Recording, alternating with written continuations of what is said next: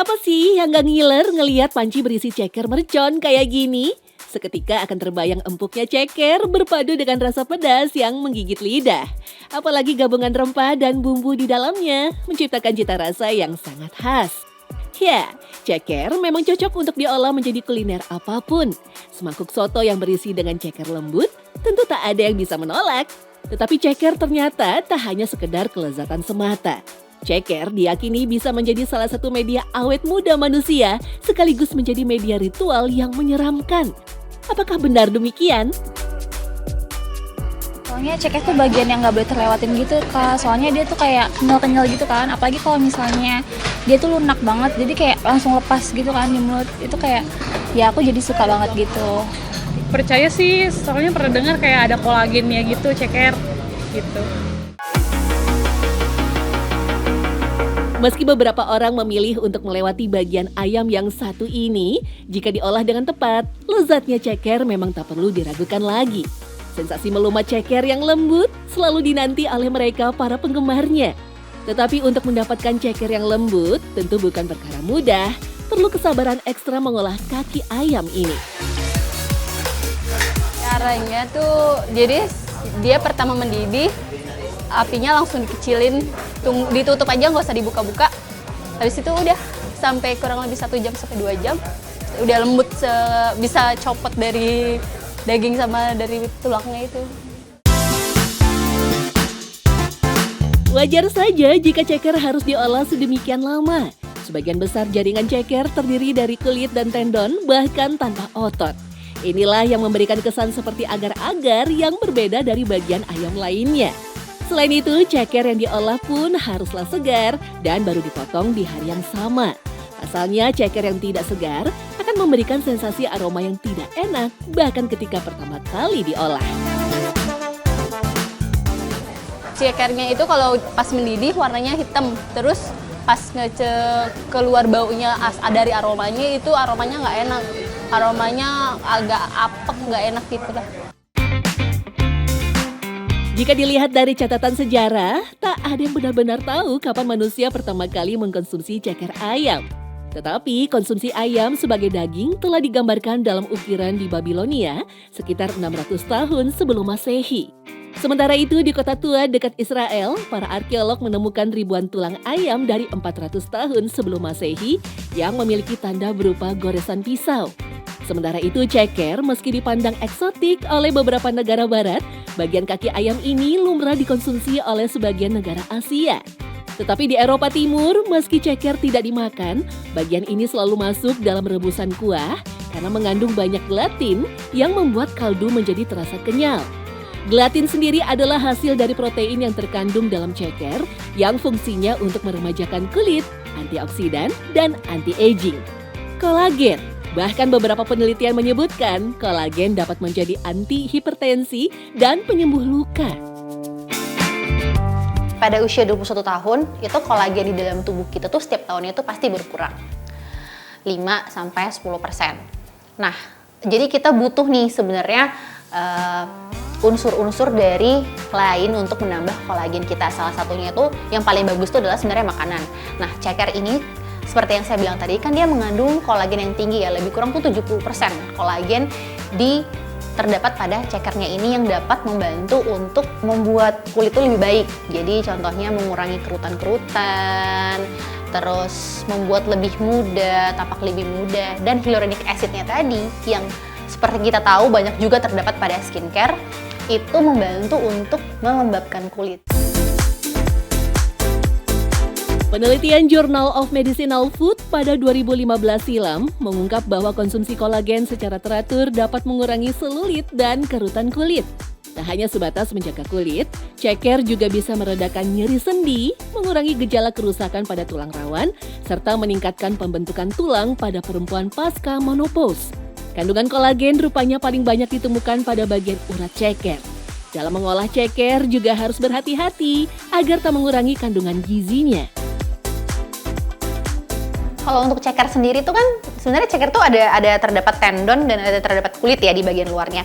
Yang banyak mengandung kolagennya itu adalah tendon-tendon atau serat-serat yang di dalam dari cekernya itu. Kalau di bagian luarnya itu kan sebenarnya lemak ya. Jadi paling bagus tuh kalau untuk ceker sendiri itu paling bagus itu di tim sih Mbak. Pokoknya apapun boleh asal jangan digoreng. Meski memiliki segudang manfaat untuk kecantikan, kita harus tetap waspada terhadap kandungan lemak ceker. Maka dari itu, tetap ada anjuran bagi seseorang untuk mengkonsumsi ceker. Selain ceker, kita juga bisa mencari pilihan makanan lain yang mengandung kolagen tinggi seperti ikan, kaldu tulang, kacang-kacangan, serta sayuran berdaun hijau. Karena ceker tadi yang seperti saya bilang lemaknya tuh banyak juga ya pada kulitnya itu, jadi itu kan tinggi lemak tuh, tinggi lemak jenuh, jadi pasti dapat meningkatkan kolesterol ya kalau untuk kesehatan. Jadi sebaiknya tidak terlalu banyak sih dikonsumsi, mungkin 1 hari bisa 1 gitu, kalau 1 minggu itu 3 mungkin itu cukup ya gitu. Jadi nggak boleh terlalu banyak juga. Efektif karena kan tadi kolagen yang paling tinggi itu, protein yang paling tinggi itu kan terdapat di dalamnya kan. Cuman kan ceker itu kecil ya Mbak, kalau kita pisahin tuh kadang agak susah kan. Jadi mungkin lebih bagus itu ditakar aja. Dalam 1 minggu itu hanya memakan beberapa aja, jadi jangan terlalu berlebihan juga. Tak hanya lezat di mulut, ceker ternyata juga diyakini memiliki peran penting di dunia spiritual. Sebuah mitos menyebutkan ceker bisa menjadi media untuk memanggil makhluk halus. Pasalnya, ceker kerap kali dikaitkan sebagai makanan favorit bagi makhluk halus perempuan berambut panjang.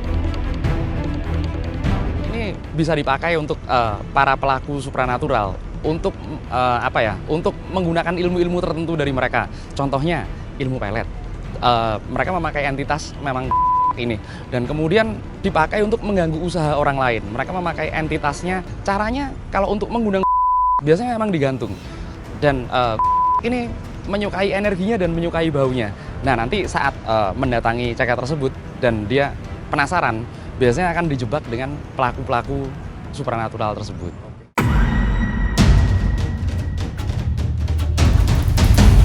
Tetapi, untuk menjadi sebuah media ritual, ceker yang dipakai bukanlah ceker sembarangan. Hanya ceker yang berasal dari ayam jantan berjengger yang bisa menjadi sarana ritual tersebut. Uniknya, sejarah juga mencatat bahwa ada beberapa negara yang memiliki kepercayaan terhadap ceker. Kalau kita merujuk kepada sejarah, di Mesir dan kemudian di Babilonia, itu dipakai untuk meramal malahan. Di Cina kuno juga dipakai untuk meramal, tulang ceker. Bahkan mereka dibakar kemudian akan akan membentuk pola-pola khusus abunya. Dan kemudian ada juga di Amerika Latin, di Meksiko, mereka memakai tulang-tulang ceker juga untuk meramalkan hal-hal sesuatu yang akan terjadi. Tak hanya sekedar digantung, ada yang meritualkan ceker ditancapkan pada tanah untuk mengundang makhluk halus tertentu. Lebih ekstrim lagi, ceker juga bisa dibakar hingga menjadi abu dan menjadi media bagi ilmu goib. Sebenarnya nggak hanya ceker ya, banyak sekali seperti daging unggas tertentu, kemudian bulu-bulu unggas tertentu, dan kemudian daun-daun dan wewangian tertentu. Tapi untuk ceker ini spesifik sekali. Biasanya kalau di tradisi supranatural Indonesia, yang Nusantara, yang lama, ini biasanya kita bakar sampai benar-benar habis, benar-benar sampai jadi arang, kemudian ditumbuk, dan nanti tumbukannya akan menjadi akan menjadi pengundang sesuatu tersebut. Dan juga ada yang untuk malah mencelakai orang, sebenarnya seperti itu. Itu khusus ceker ayam cemani.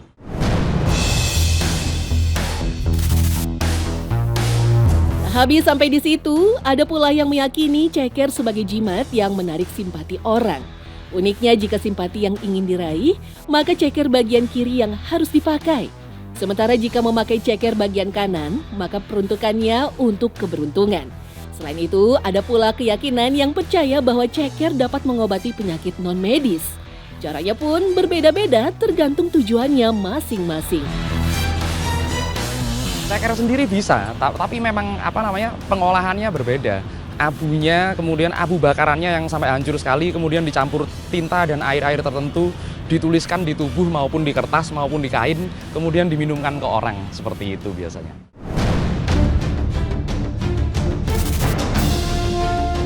Meski begitu, kepercayaan seperti ini tidak bisa dibuktikan secara ilmiah. Semua bergantung kepada keyakinan dan sugesti masing-masing. Selebihnya, menikmati ceker tanpa embel-embel mistis pun tentu tak kalah nikmat dan juga bermanfaat.